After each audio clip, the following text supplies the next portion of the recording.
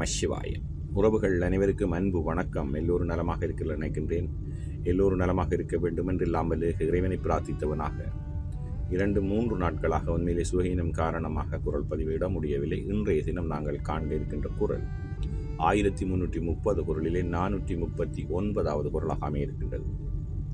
தற்பெண்மையுடன் தன்னை விட மிஞ்சியவர் ஒருவரும் இல்லை என்று வாழ்வோரின் மனநிலையை தட்டிச் செல்லும் என்று நினைக்கின்றேன். அவ்வாறான ஒரு நல்லொரு குரலாகவும் நல்லொரு உரையாகவும் அமைய பெற்றிருக்கின்றது. பார்ப்போமாக இருந்தால், வியவற்க எஞ்ஞான்றும் தன்னை நயவற்க நன்று பயவா வினை.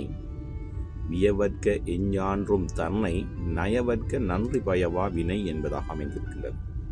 இதற்கான முதலாவது உரையை நாங்கள் பார்ப்போமாக இருந்தால், எக்காலத்திலும் தன்னை மிக உயர்வாக எண்ணி வியந்து மதிக்கக்கூடாது, நன்மை தராத செயல்களைத்தான் விரும்பவும் கூடாது.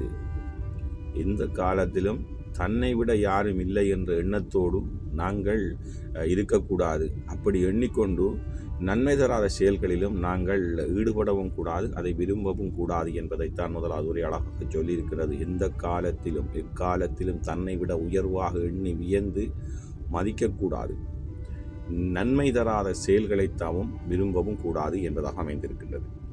அதே போன்றுதான் கலைஞர் அவர்களும் வியவற்க எஞ்ஞான்றும் தன்னை நயவற்க நன்றி பயவா வினை என்ற குரலுக்காக அழகான சாதாரண உரைநடையிலே அழகான உரையை தந்திருக்கின்றார்கள். அதை பார்ப்போமாக இருந்தால், எந்த ஒரு காலகட்டத்திலும் தன்னைத்தானே உயர்வாக எண்ணிடும் தற்பெருமை கொண்டு நன்மை தராத செயல்களில் ஈடுபடக்கூடாது.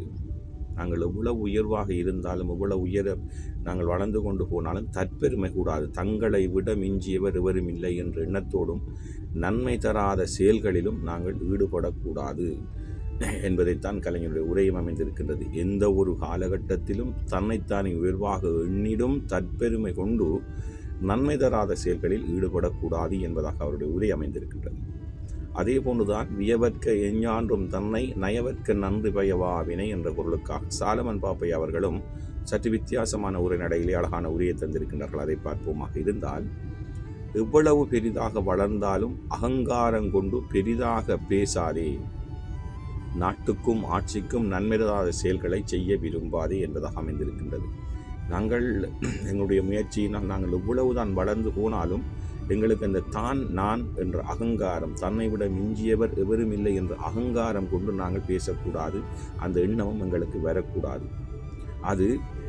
அதே போன்றுதான் நாட்டுக்கும் ஆட்சிக்கும், அதாவது ஒரு குடும்பத் தலைவனாக இருக்கட்டும், ஆட்சி செய்வதாக இருக்கட்டும், அவர்களுக்கும் அது நன்மை தராத ஒரு செயலாக, அவர்களுக்கும் நன்மை தராத செயலை நாங்கள் செய்யவும் விரும்பக்கூடாது என்பதாகத்தான் அமைத்து நேர்மையாக இருக்க வேண்டும் என்பதைத்தான் அழகாக சொல்லி இருக்கின்றது. உண்மையிலே இன்றைய குரலுக்கான 3 உரைகளும் நல்ல உரைகளாக அமைந்திருக்கின்றது. வியவற்க எஞ்ஞான்றும் தன்னை நயவற்க நன்று பயவா வினை. நாங்கள் எவ்வளவுதான் உயர போனாலும் தான் நான் என்னுடையது என்னை மிஞ்சியவர் என்ற அகங்காரம் கொள்ளாதவர்களாக நாங்கள் வாழ வேண்டும். அப்படி அகங்காரம் கொள்ளாதவர்களாக நாங்கள் வாழ வேண்டும். நன்மை தராத எந்த செயலிலும் நாங்கள் ஈடுபடக்கூடாது என்பதைத்தான் இந்த குரல் அழகாக சொல்லியிருக்கின்றது.